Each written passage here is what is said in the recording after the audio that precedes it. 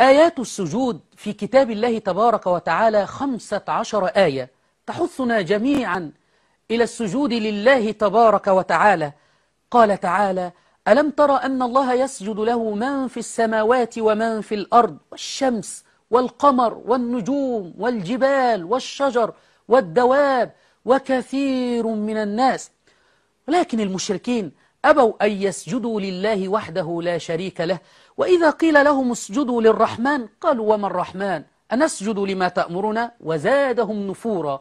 فخرج الشيعة اقتدوا بالمشركين وقالوا بأنه لا بد أيضا للسجود لغير الله. فلنشاهد. سيدة العظمى تستأهل أن لا يذكر اسمها إلا مقرونا بالسجود.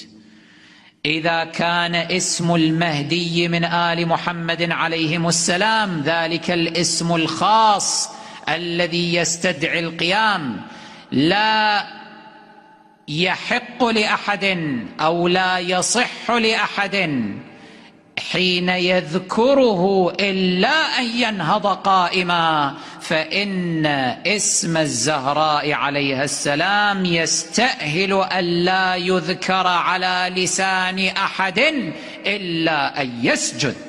هذه السيدة التي يسجد للاستغاثة بها ولذكر اسمها. عقيدة مختلقة من صنع البشر تخبر عوام الشيعة بالكفر بالله تبارك وتعالى. ولماذا لم يقل لهم اسجدوا عند ذكر النبي صلى الله عليه وسلم؟